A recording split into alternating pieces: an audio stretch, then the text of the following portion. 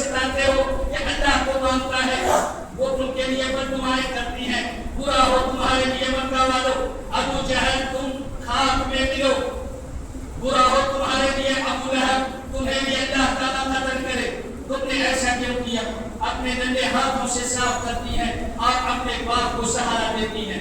یہ فاطمہ الزہرا ابنت ابیہا باپ کی بیٹی جو ایسے پریشانیوں کو جھیلتی ہے لیکن باپ کو یہ نہیں کہتی باپ ایسا نہ کرو، باپ یہ کام نہ کرو، لوگ تمہیں پریشان کریں گے، بلکہ باپ کے ساتھ صبر میں، استقامت میں، ثبات میں، حلم میں باپ کے ساتھ کھڑی رہتی ہے.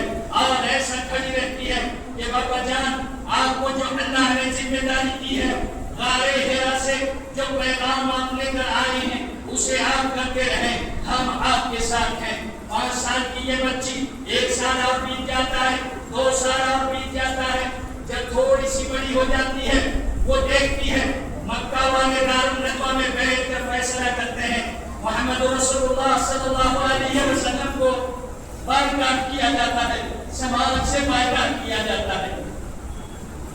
سماج سے بائیکاٹ ہونے والا ہمیشہ نبی رسول اور انبیاء وغیرہ زیادہ کر رہے ہیں.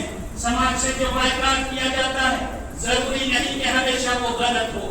سماج میں جسے اکیلا چھوڑ دیا جاتا ہے لوگ اس سے بھاگتے ہیں، اس سے معاملہ نہیں کرتے. سماج میں اسے کاٹ دیا جاتا ہے، الگ کر دیا جاتا ہے، ضروری نہیں ہے کہ وہ ہمیشہ غلط ہو. نبیوں کی بھی یہ سنت رہی ہے. خود کو الگ کیا گیا، لوگ کو الگ کیا گیا، سماج سے کاٹ دیا گیا. محمد رسول اللہ صلی اللہ علیہ وسلم کو بھی سماج سے کاٹ دیا گیا. بائیکاٹ نامہ لکھا گیا، خانہ کعبہ کے اوپر لگا دیا گیا بہت لکھ کر کہ کوئی بھی امتحانوں میں کوئی سامان نہ بیچے، نہ ان کو دکانوں میں گھسنے دیا جائے، نہ مکے کے اندر رہنے دیا جائے، نہ ان کے ساتھ کوئی بات چیت کرے. ان کو نکال دیا گیا مکہ سے، شعب ابی طالب میں بھیج دیا گیا جو مکے کی وادیاں ہیں. ان وادیوں میں جا کر 3 سال تک کی زندگی گزارنا. آدھا گھنٹہ اگر کوئی دھوپ میں رہ جائے، ابھی ہم مسجد آتے ہوئے راستے میں چند منٹ کیا چلے ہماری حالت خراب ہو گئی.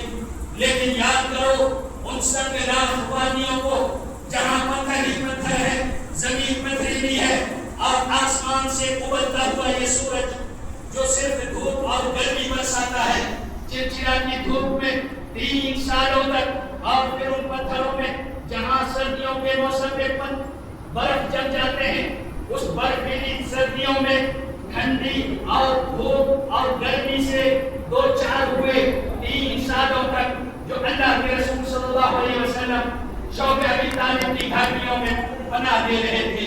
اس وقت فاطمہ یہ چھوٹی بچی اپنے باپ کے ساتھ تھی اور ان حالات کو دیکھ رہی تھی. اپنے باپ کے حالات کو دیکھ کر بھی وہ بچی جو بیت النبوت میں پڑھ کر کب کر نکھر کر خالص سونا بن کر سماج کے سامنے آنے والی تھی.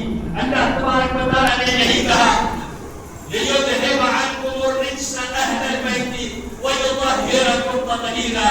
اے بیت النبوت، اے رسول کی بیٹیاں، اے رسول کی بیویاں، یا نساء النبی لستن کأحد من نساء، تم عام عورتوں کی طرح سے نہیں ہو. تمہارے لیے نمونہ بننا ہے، آئیڈیل اور سیمپل بننا ہے. یہی کب کے ایک بچی تیار ہو رہی تھی. شعب ابی طالب میں ان کے پاس کھانا نہیں تھا، درخت سے چھال کو نوچ نوچ کے انہیں کھایا کرتے، درخت کے پتوں کو کھاتے. جب پتے ختم ہو گئے، چھال ختم ہو گئے، اب کچھ بھی نہیں بچا. 3 سال تک آخر کیا کھاتے؟ ان کے پاس پینے کے لیے پانی نہیں، کھانے کے لیے کچھ نہیں. بچے بلک بلک کر مرنے لگے، تڑپ تڑپ کر مرنے لگے. بوڑھے کمزور، انہیں کھانا نہ ملے تو وہ مرتے تھے. عورتیں ان حالات کو روبرو نہ ہو سکی اور کئی عورتوں نے بھی اپنا دم توڑ دیا. کئی لوگ بھی بیمار ہو کر مر گئے، اپنی جان اللہ تبارک و تعالیٰ کے حوالے کر دیا، مگر اللہ کے رسول صلی اللہ علیہ وسلم کے ساتھ کھڑے رہے.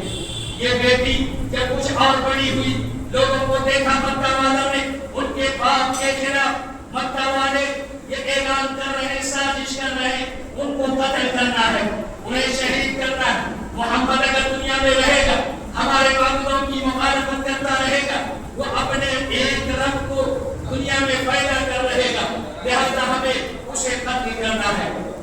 ایک رات آتی ہے جب اس واقعہ کو انجام دینا ہے، وہ اپنے اس ناپاک منصوبے کو ادا کرنے کے لیے ایک رات اکٹھے ہوتے ہیں۔ اللہ کے رسول صلی اللہ علیہ وسلم حضرت علی رضی اللہ تعالیٰ عنہ کو اپنے بستر پر لٹا دیتے ہیں اور وہاں سے نکلتے ہیں، اپنے صدیق یار غار حضرت ابوبکر صدیق رضی اللہ تعالیٰ عنہ کو ساتھ میں لیتے ہیں اور ہجرت کے لیے نکل جاتے ہیں۔ اس جدائی کو بیٹی دیکھ رہی ہوتی ہے، جان رہی ہوتی ہے میرا باپ بے گھر کر دیا گیا، مکے سے نکال دیا گیا، اب میرا باپ مدینہ چلا جائے گا، میں یہاں گھر میں اکیلی رہ گئی، گھر والے مکے میں رہ گئے اور اللہ کے رسول صلی اللہ علیہ وسلم ہجرت کر کے مدینہ چلے گئے۔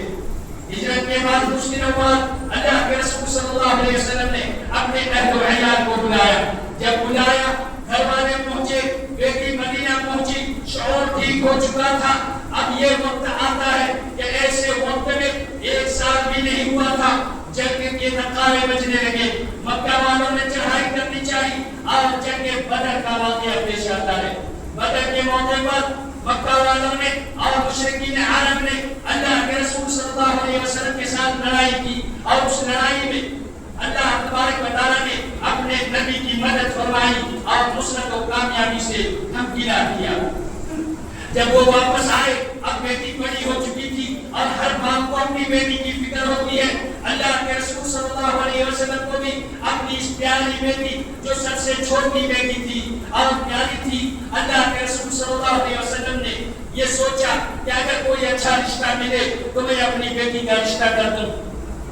ایسے وقت میں ابوبکر آگے آتے ہیں اور پیغام دیتے ہیں، اللہ کے رسول صلی اللہ علیہ وسلم نے معذرت کر لی۔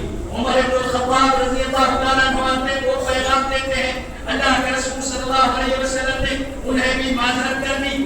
اور جب حضرت علی رضی اللہ تعالیٰ عنہ سے کسی نے کہا کہ تم کیوں نہیں پیغام دیتے، ہو سکتا ہے اللہ کے رسول تمہیں قبول کرنے اپنی پیاری بیٹی کے لیے۔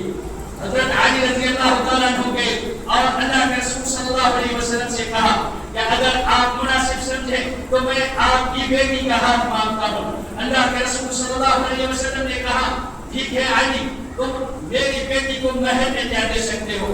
حضرت علی نے کہا آپ کو پتا ہے آپ بھی تو مجھے پال رہے ہیں، آپ نے مجھے گود لیا ہوا ہے، میرے پاس تو کچھ بھی نہیں ہے دینے کے لیے۔ ہاں البتہ ایک درع ہے، ایک کھود ہے جو میں پہن کے لڑائی کے میدان میں اترتا ہوں، زرع ہے، اس زرع کو اگر اس کو بیچ کر کچھ پیسے آتے ہیں تو یہ میں مہر میں دے سکتا ہوں۔ اللہ کے رسول صلی اللہ علیہ وسلم نے ان سے کہا یہ بیٹا کے مارکیٹ میں بیچو، جو پیسے ملے یہ مہر میں ادا کرو۔ گھر میں کچھ نہیں تھا، نہ پلنگ، نہ تشک، نہ کوئی اس طرح فرنیچر، نہ کوئی شوکیس، نہ کوئی الماری، نہ کوئی گودریج، کوئی فریزر، نہ اور کوئی اس طرح کے سامان۔ رسول کا گھر تھا، اللہ تبارک و تعالیٰ نے کہا تھا لِيُذْهِبَ عَنْكُمُ الرِّجْسَ أَهْلَ الْبَيْتِ وَيُطَهِّرَكُمْ تَطْهِيرًا۔ بیت النبوہ میں سونے کے لیے کھجور کے پتوں سے پوچھی ہوئی چٹائیاں ہوا کرتی تھی، کبھی وہ بھی میسر نہیں ہوتی۔ ان کے پاس تشک نہیں تھے، گدے نہیں تھے، فین اور پنکھوں کا انتظام نہیں تھا، اے سی اور کولر کا انتظام نہیں تھا، یوں ہی سردیاں اور گرمیاں جھیلتے تھے۔ حضرت علی رضی اللہ تعالیٰ عنہ نے مہر ادا کی، بالکل کم مہر جو ان سے ہو سکا اتنا انہوں نے ادا کیا اور بیاہ کر لے آئے۔ اللہ کے رسول صلی اللہ علیہ وسلم نے ان کے گھر کو سجایا، کھجور کے پیڑ سے جو چھال نکلتے ہیں ان کو بھر کر ایک کپڑے میں لپیٹ دیا گیا، یہ ان کا تکیہ تھا، اور کھجور کی ایک چٹائی یہ ان کا بچھونا تھا، یہی ان کا گھر الگ کر دیا گیا۔ حضرت علی رضی اللہ تعالیٰ عنہ ان کے گھر جب حضرت فاطمہ رضی اللہ تعالیٰ عنہ رخصت ہو کر گئی تو ان کے گھر میں